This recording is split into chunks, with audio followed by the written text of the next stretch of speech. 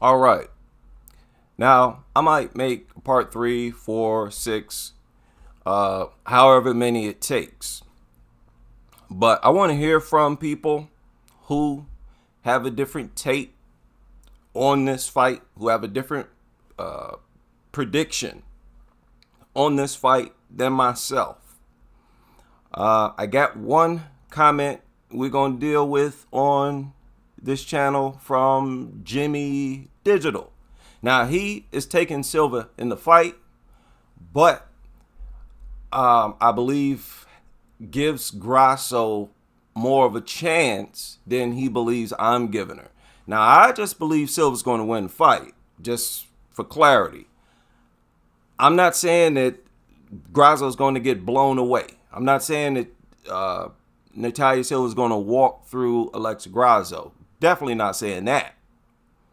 It may be I can see a close competitive fight. All I'm saying is that Silva's edge is going to come from the things that she has and the habits that she has that Alexa Grasso doesn't have. However it happens, in whatever manner it happens, whether it be a very close fight, split decision, or a dominant win, I'm saying that Silva's tools are going to get her the victory. I'm rolling with Natalia Silva. But Jimmy said, I'm not so sure. Grasso has only really struggled against grapplers. Okay, let's pause here. Like we saw with Tatiana Suarez, there's a first time for everything. Suarez had never been out wrestled or out grappled before that fight. Valentina Shevchenko had never been knocked down until Alexa Grasso put hands on her. There's been a lot of firsts, and I'm predicting that this is going to be a first. And consider the fact that Alexa Grasso has not faced a fighter like Natalia Silva. Shevchenko fights nothing like Natalia Silva. Neither does Araujo, Joanne Wood, Macy Barber, Carla Esparza, Karolina Kowalkiewicz, Ronda Marcos. Natalia Silva is an outlier. She's that one opponent for many fighters that they have never faced. While Natalia Silva has seen a plethora of styles. Do y'all know that Silva has more fights than Alexa Grasso? Silva has 24 fights, Grasso 21. Let's move on. Standing, I think you underrate her footwork and ability to create angles. Ilia Topuria is also extremely boxing heavy, rarely throws kicks, rarely goes to the ground. Let me pause there too. Now, with the men, it's a little different. Because elite level boxing is kind of rare for women. It's more common among the men.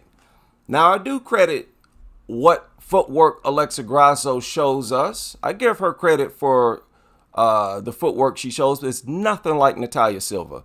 She's more primarily what you see, a walker, stepper, plotter, stand there, walk towards you, inch, inch, inch. I believe she's going to be doing a lot of that in this fight.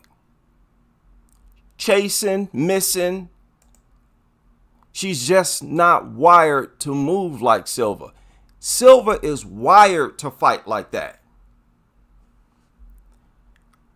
Silva has a hard time fighting in any other style. Grasso has a typical Mexican boxer style. I'm familiar with this style from boxing. You see how she's just standing there, not creating angles? Maybe she can. Maybe she's good at it. She don't do it that often. She's not really out there. Alexa Grasso is not really in there trying to fight off angles. She's more staying right in front of you, inch, right? Control you with a jab. She fights nothing like Silva is going to be all over the place. Silva's going to be creating angles. She's going to be the one coming in off angles, using lateral movement. Grasso don't fight like that. And what's going to make it so difficult for Grasso is Silva's overall athleticism, her upper body movement. This is her defense, typically. A guard, just like what you see here. Silva's different. No, I think this is just a bad style matchup for Alexa Grasso. The bad style matchup. Okay, I'll add some drama to it.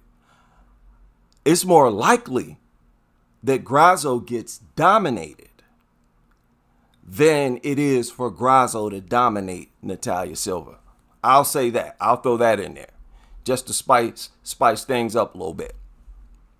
Continuing on, he says, standing, Grasso is very difficult to contend with.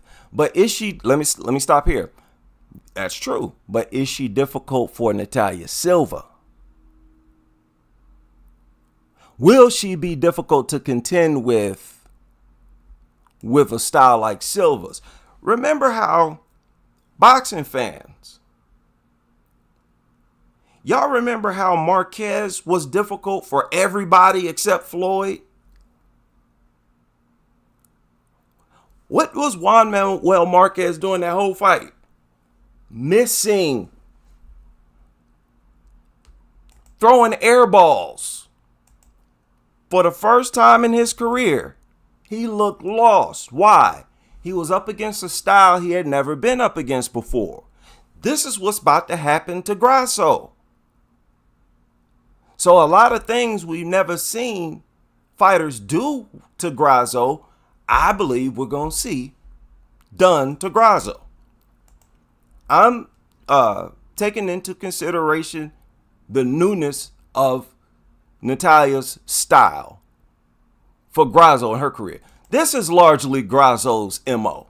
Standing there, flat-footed, hands up. Grasso, what she's saying through the way she fights, fight after fight, she don't want to be moving around like that. That's what Grasso's saying. I don't want to be all over the place. I want to be chasing you, running circles around the cage. Stand there. Stand there and let's fight. And the thing is, when Silva decides to fight, it's not going to be the type of offense that Grasso prefers to fight against. Too many kicks. All this moving, and then when Silva stops, here comes a kick to the midsection. A kick here, kick there. It's going to be hard to counter. Those kicks are going to be hard to counter. And when Silva does decide to throw hands with Grasso, she's going to have way more upper body movement. Y'all stay mindful of how, you see, that's the most Grasso has for upper body movement. Silva's upper body movement, I'm telling you, is more similar to a Pernell Whitaker. He said, that said, I agree Silva's faster, flashier with her kicks. Now, let me say it's not just flashy. I wouldn't say that either, that she's flashier with her kicks, because that implies that Grasso is prolific at throwing kicks. And I wouldn't describe her kicks as flashy. That's not how I describe. Her kicks are fast. Fast and accurate. That is what's going to give Grasso problems, not the flashiness of them. And I know he's probably saying that the speed is what makes them flashy. I'll agree with that. But that speed, I think, is going to give Grasso serious problems. The speed and the fact that there's so many kicks. So many kicks. Grasso just wants to throw those types of kicks. And look at how, do you see how sometimes Grasso's offense is kind of lazy? kind of lackluster. Whereas with Silva, everything is deliberate. Like, Silva puts more emphasis on what she does. She commits more, in my opinion, Natalia Silva. If she wants to throw punches at you, they're going to be meaningful, fast, accurate punches. She wants to throw kicks, they're going to be meaningful. She's not really flicking stuff out, fly swattering out her strikes. She's more crisp. She's more crisp than Alexa Grasso. So when I say a bad style matchup, it's seriously, Valentina is actually a good style matchup for Grasso. Standing. Remember, a lot of people were pulling their hair out like, hey, Valentina, why don't you throw more kicks? Valentina, and this is the first fight, she wanted to outbox the boxer. I don't think Silva's going to make that mistake. And again, when she does decide to throw hands, I think Silva's hands are going to be more effective than Grasso's. She might have more speed, right? She might have more speed. And also, Grasso doesn't have really a wide assortment of punches. She has a good jab, overhand right, straight right hand. She's not really throwing uppercuts and left, right hooks and stuff like that. Silva might be a better boxer than Alexa Grasso. I'm considering that as a possibility. Now, here's the thing. If Silva has an edge in boxing, what does Grasso have to fall back on? I can't think of anything. If Grasso has the edge in boxing, what does Silva have to fall back on? She at least can fall back on focusing on throwing kicks at Grasso, if you ask me, and using movement.